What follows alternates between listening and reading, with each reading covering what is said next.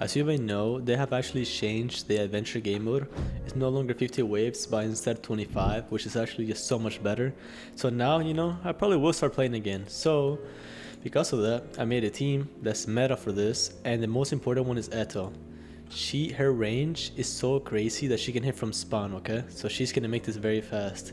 And the most important things on her will be goggles, because it's range, flippers giving more range, and then instead of trident, you can use something else for range. Honestly, I think this should be fine, because it gets 10 more range, and you can do cost again if you want. And overall, I'm using the Soul of Infinite Riches just so like she can be cheaper. Then Skeleton Knight, you want Capitalist on him, since you want him to be always on the field, so he can buff your units. Then you also want range on him, so I got goggles and flippers. I would have a bow, but I have not grinded for it yet, so yeah.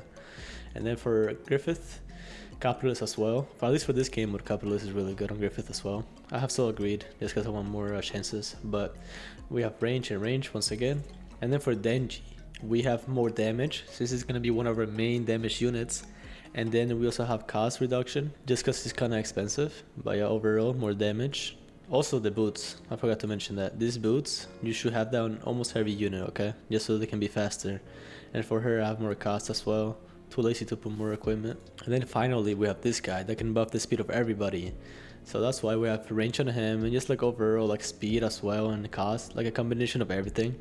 This is not the most optimized, but you can definitely just copy it, it should work. And this Soul of Steel Ball. So yeah, that's the gears. Now let me show you the curses, since they are very important as well. Alright, so for curses, for Crimson Owl, we have more range, just so she can hit even further away. And then for Skeleton Knight, we have more range as well, just so he can keep buffing everybody. Then Griffith, the same thing, is more range.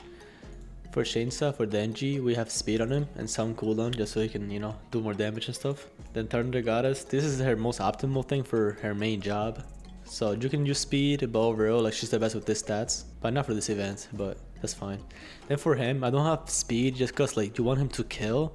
So that's why I have ability damage and damage cooldown. But yeah, you can get speed, but I would say that it's better if you get more damage on him. Also, all my units have the ultra tier, that way they can be sent as fast as possible. And yeah man, I think this is pretty much it. I am gonna show you a clip of me doing this very fast, so keep watching. But before we get started with that, I do want to say that there is a giveaway for 3x speed on my Discord, which is right on the description. So if you want to join it, just go ahead. But yeah. Alright, now that we're in, very important, go to teams and set priority to Crimson Owl. Just so let me show you, like, she can hit from here, bro. So when she gets her full AoE, bro, she's gonna have so much range. But like, yeah, like she can hit from basically spawn. Okay, she walks the bed and then boom, she's hitting right away. So that's why she's so OP for this. And then also you want to do this guy as a second priority, and then Denji as a third, because they're like the damage dealers as well to the side. You can do all of them if you want, but I kind of just want to prioritize these 3 people, because that should be enough. But yeah, as I was saying about Eto, look at her. She spawns in and boom, she's hitting from all the way here, and she dies right here, which is why you want her to keep spawning over and over again.